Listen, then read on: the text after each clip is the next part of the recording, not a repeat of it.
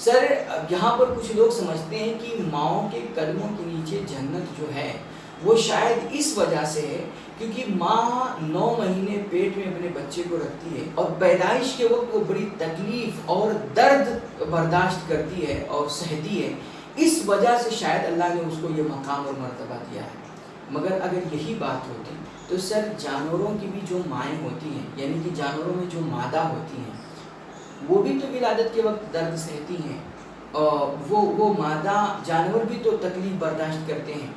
تو پھر کیا ان کے بھی قدموں کے نیچے جنت ہے؟ اگر تمہیں کسی قوم کی ترقی کا راز معلوم کرنا ہے، کسی قوم کی کامیابی اور اس کی کامرانی کی اصل وجہ معلوم کرنی ہونا تو تم اس کی مسجدیں مت دیکھنا، اس کی عبادت گاہوں کو مت دیکھنا، تم یہ دیکھنا کہ اس قوم کی مائیں کیسی ہیں. قاسم علی شاہ صاحب کہتے ہیں کہ اگر میرے سامنے 2 آپشن رکھے جائیں، آپشن نمبر 1 میرے 3 بیٹے پڑھیں گے اور آپشن نمبر 2 میری ایک بیٹی پڑھے گی، تو سر میں یہ فیصلہ کروں گا کہ میری بیٹی پڑھے بیٹے نہ پڑھیں. اس کا مطلب یہ نہیں، ان کی باتوں کا مفہوم یہ نہیں ہوتا ہے کہ بیٹوں کو علم کی تعلیم کی ضرورت نہیں ہے. بات کو سمجھیے گا سر، دراصل وہ یہ بات سمجھ چکے ہیں، وہ اس حقیقت کو جانتے ہیں کہ جب کوئی بیٹا پڑھتا ہے نا تو صرف بیٹا پڑھتا ہے، مگر جب ایک بیٹی پڑھتی ہے نا تو صرف ایک بیٹی نہیں بلکہ اس سے پوری ایک نسل پڑھ جایا کرتی ہے. وہ اس حقیقت کو جانتے ہیں کہ جب ایک ماں خوددار ہوتی ہے نا تو بیٹے کتنے خوددار ہوا کرتے ہیں. وہ جانتے ہیں کہ جب ایک ماں حیا، کریکٹر، اچھی سوچ اور سوجھ بوجھ والی ہوتی ہے نا تو اس کی اولاد، اس کے بچے کتنے عظیم بنتے ہیں. کیونکہ ماں کی جو گود ہوا کرتی ہے نا یہ اس کی اولاد کی سب سے پہلی درسگاہ اور یونیورسٹی ہوا کرتی ہے. غالباً یہی وجہ ہے کہ میرے نبی صلی اللہ علیہ وآلہ وسلم نے بچوں کے وجود کو اللہ کی رحمت قرار دیا، اللہ کی رحمت انہیں بتایا ہے. سر بچوں کو جو وقار، جو عزت اور جو رسپیکٹ میرے نبی صلی اللہ علیہ وآلہ وسلم نے دی ہے شاید دنیا میں ایسی کوئی مثال آپ کو کہیں مل نہ پائے. آپ دیکھیے کہ مصطفیٰ کریم صلی اللہ علیہ وآلہ وسلم کے قدموں کی دھول چومنے کے لیے دنیا ترستی تھی. فرشتے اپنی آنکھوں میں لگا کر کے فخر کرتے تھے جس نبی کے قدموں کی دھول کو. جب ان کی بارگاہ میں ان کی بیٹی آتی تھی تو آپ اپنی بیٹی کے لیے اپنی چادر رحمت بچھا دیا کرتے تھے. حضرت سیدہ عائشہ ام المؤمنین سلام اللہ علیہا کی روایت ہے کہ جب کبھی بارگاہ رسالت میں حضرت سیدہ فاطمہ سلام اللہ علیہا حضور کی بیٹی جب کبھی آپ کی بارگاہ میں آتی تو حضور ان کے احترام میں اٹھ کر کے اپنی جگہ سے کھڑے ہو جایا کرتے تھے اور آپ 2-4 قدم بڑھ کر کے ان کا استقبال کرتے، ان کے ہاتھ کو پکڑتے اور محبت سے ان کے ہاتھوں کو چوم لیا کرتے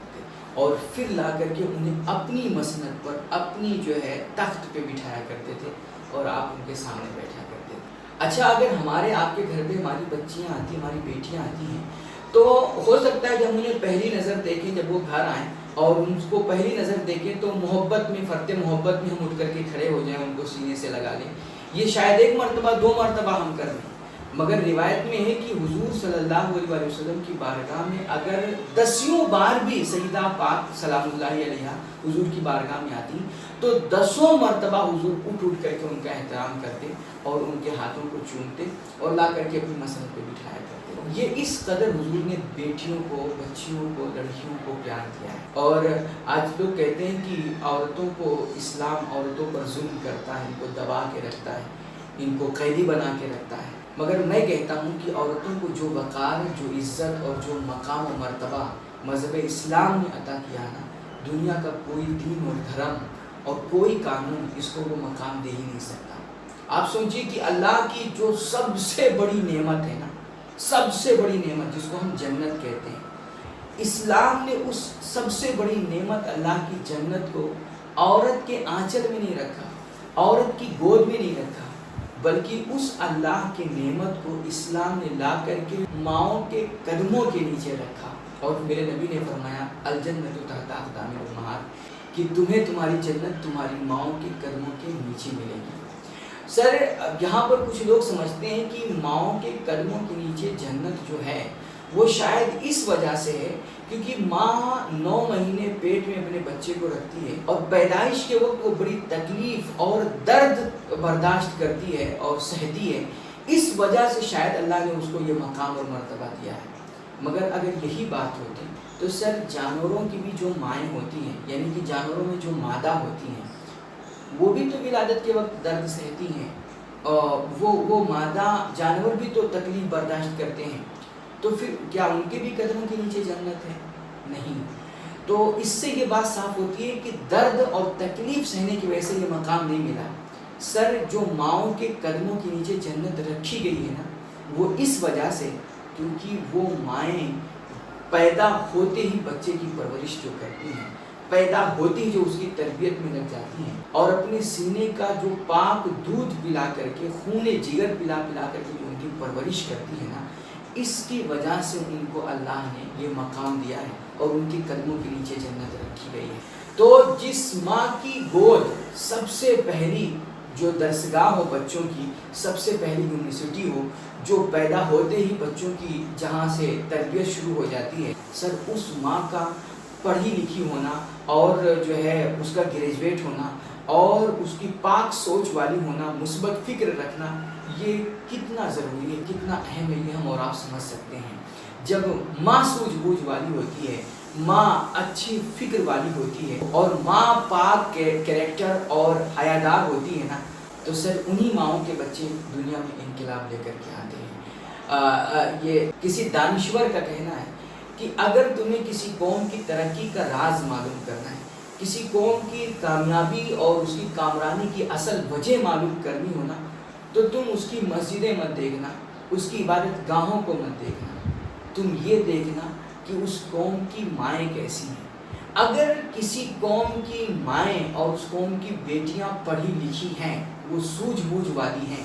تو سر دنیا کی کوئی بھی طاقت اس قوم کو ترقی اور کامیابی سے روک نہیں سکتی۔ اسی وجہ سے نیپولین کہا کرتا تھا کہ تم مجھے اچھی مائیں دو، بدلے میں میں تمہیں کامیاب اور بہترین قوم عطا کروں گا۔ رنجیت سنگھ ایک دفعہ کچھ دانشوروں کے بیچ میں بیٹھے ہوئے تھے اور انہوں نے کہا کہ میں اپنی قوم کے لیے کچھ کرنا چاہتا ہوں، اس کے لیے مجھے کیا کرنا ہوگا؟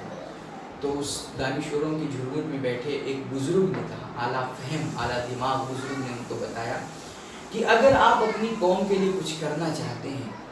تو آپ ایسا کریں کہ اپنی قوم کی ماؤں، بہنوں، بیٹیوں اور ان کی نانیوں اور دادیوں کے لیے نا تعلیم عام کر دیجیے، بس اتنا کیجیے، آپ کو اپنی قوم کے لیے زیادہ کچھ کرنے کی ضرورت نہیں ہے۔ چنانچہ رنجیت سنگھ نے یہی کیا، تعلیم کو انہوں نے عام کیا، ایجوکیشن کو پھیلایا۔ آج اس کا نتیجہ آپ دیکھ سکتے ہیں کہ شاید باید کہیں بہت مشکل سے کوئی سنگھ آپ کو سڑکوں پہ بھیک مانگتا ہوا نظر آئے گا۔ انہوں نے تعلیم عام کیا ہے، انہوں نے ایجوکیشن عام کیا ہے اور خاص طور پہ عورتوں کو انہوں نے گریجویٹ بنایا، اپنی قوم کی بچیوں کو، بیٹیوں کو انہوں نے پڑھایا۔